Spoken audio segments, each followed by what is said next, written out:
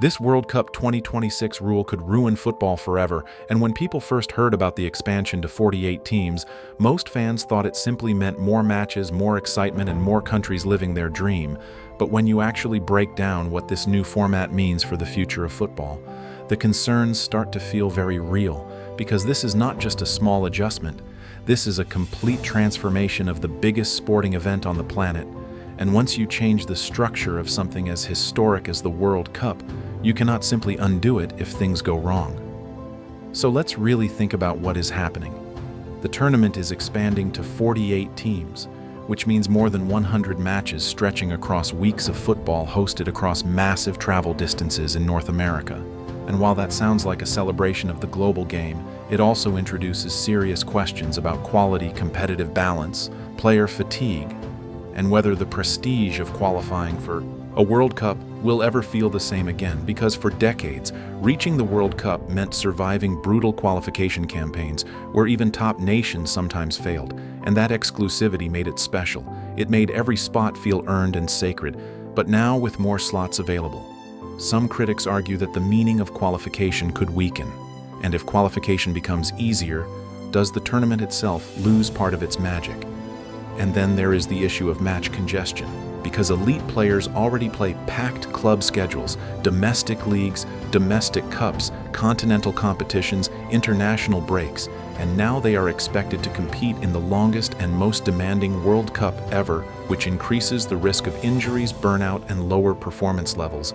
And imagine a scenario where the biggest stars arrive exhausted or injured, and the tournament ends up being defined by who survives physically rather than who plays the best football, because that changes the narrative from skill and brilliance to endurance management and squad depth.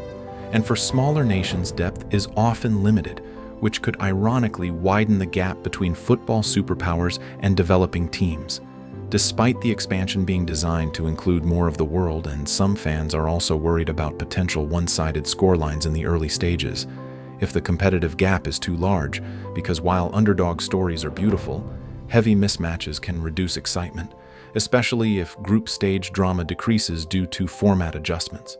And there are debates about how the group structure and knockout pathways could affect fairness, because with more teams and a different bracket system, even a single controversial refereeing decision or unexpected draw could completely reshape the entire tournament.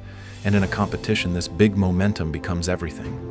And small margins become magnified on a global scale, and beyond the pitch, the commercial element cannot be ignored. Because expanding the tournament means more broadcasting deals, more sponsorship revenue, more ticket sales, and more global marketing opportunities. And that leads to a tough question: is this change truly about growing football worldwide, or is it about maximizing profit? And if financial motives dominate sporting integrity, fans will feel it, because supporters are not just consumers.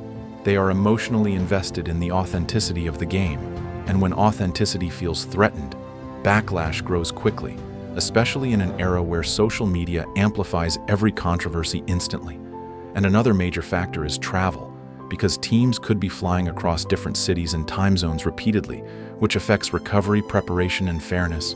And climate differences between host venues could also impact performance, meaning some teams may adapt better than others, not because of talent, but because of logistics.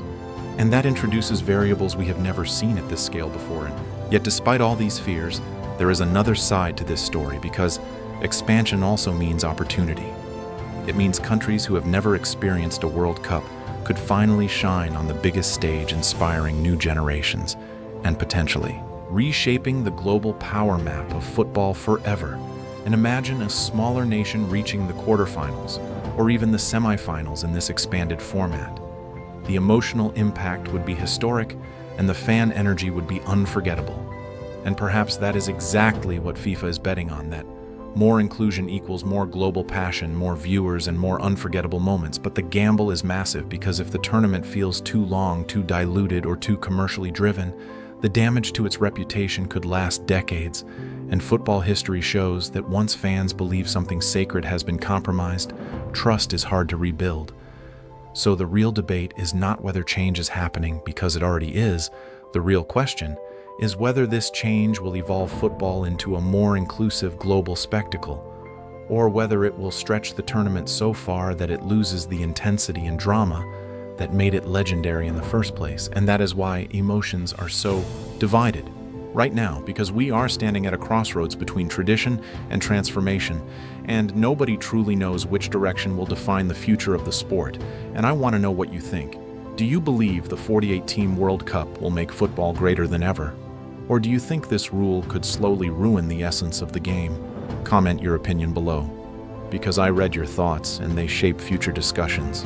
And if you are enjoying this deep dive into the future of football, make sure you like this video and subscribe to the channel for more powerful football analysis, bold debates, and breaking World Cup updates, because we are only getting started with the biggest era in international football.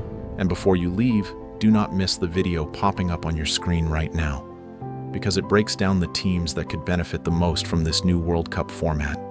And trust me, you will see this tournament in a completely different way after watching that.